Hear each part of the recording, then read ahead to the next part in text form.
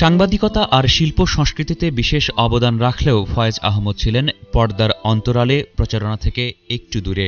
জীবনের শেষ দিন সেই আড়াল থেকেই বিদায় নিলেন তিনি। ফয়েজ আহমদ একাধারে ছিলেন পেশাদার সাংবাদিক, ইতিহাস সচেতন সাহিত্যিক, ছড়াকার আর সাংস্কৃতিক অঙ্গনের নিবেদিত প্রাণ সংগঠক। তিনি সাংবাদিকতা শুরু করেছিলেন ১৯৪৮ সালে। দীর্ঘ পেশাগত জীবনে কাজ করেছেন ইত্তেফাক, সংবাদ, আজাদসহ বিভিন্ন গণমাধ্যমে। পেশাগত দায়িত্ব পালন করতে গিয়ে তিনি বঙ্গবন্ধুর খুব কাছাকাছি এসেছিলেন। তার লেখনীর মাধ্যমেই দেশের মানুষ জেনেছিল আগরতলা ষড়যন্ত্র মামলার খুঁটিনাটি।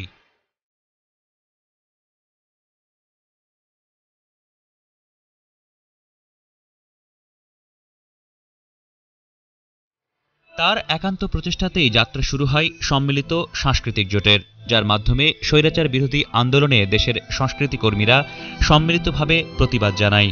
পেশাগত দায়িত্ব আর রাজনৈতিক আদর্শে কঠোর হলেও তার হৃদয় ছিল শিশুর মতোই কোমল, যার প্রতিফলন দেখা যায় তার সাহিত্যকর্মে। তার লেখা শতাধিক বইয়ের মধ্যে ৬০টিরও বেশি ছিল শিশু কিশোরদের জন্য, যার জন্য তিনি পেয়েছেন বাংলা একাডেমি, শিশু একাডেমি সহ বিভিন্ন পুরস্কার।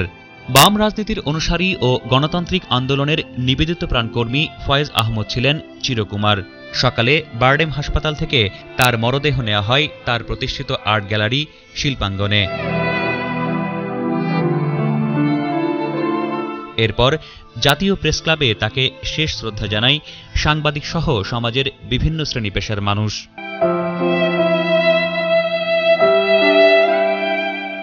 পরে ঢাকা বিশ্ববিদ্যালয়ের অপরাজেয় বাংলা হয়ে তাকে নেওয়া হয় কমিউনিস্ট পার্টির কার্যালয়ে।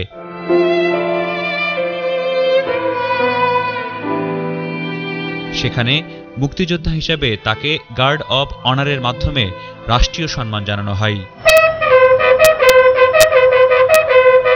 মৃত্যুর অনেক আগেই মরদেহ বাংলাদেশ মেডিকেল কলেজ হাসপাতাল ও চোখ সন্ধানীকে দান করে যান ফয়েজ আহমদ।